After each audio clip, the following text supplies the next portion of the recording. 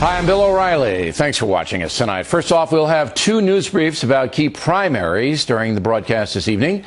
Pithy, we'll keep it pithy because we have a solid lineup for you. We begin with this question. Were the conservative radio talk show hosts correct about President Obama from the beginning?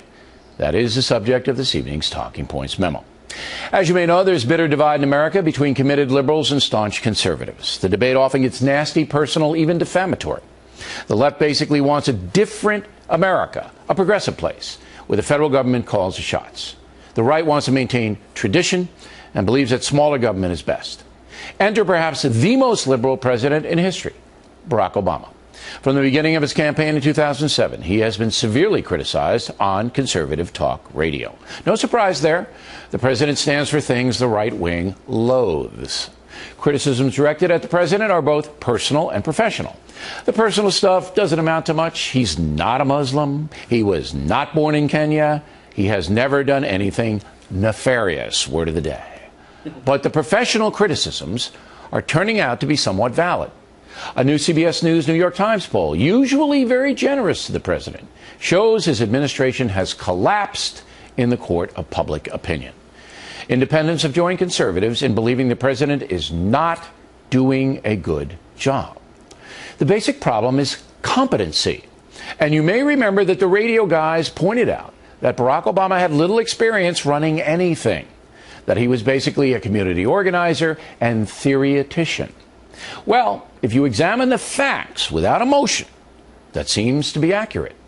Mr. Obama's management skill and problem-solving ability are dubious. Let me back it up with a vivid example. President Obama was quite clear, that if elected president, he would reform the Veterans Affairs Department.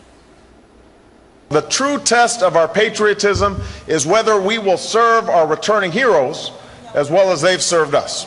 That's why I've pledged to build a 21st century VA as president. It means no more red tape. So what happened to that pledge?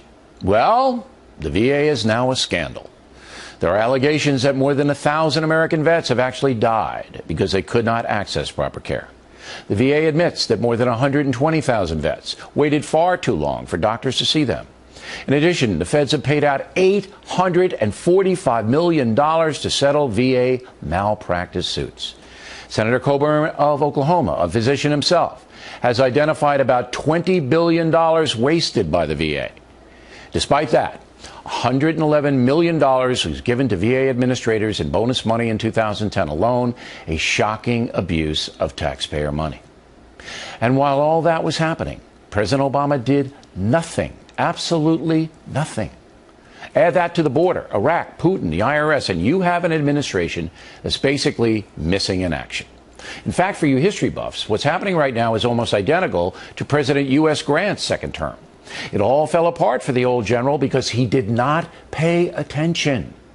So, to be fair, it looks like the conservative radio talk show hosts were correct in their assessment of Barack Obama's ability to run the country. Or am I wrong? And that's the memo.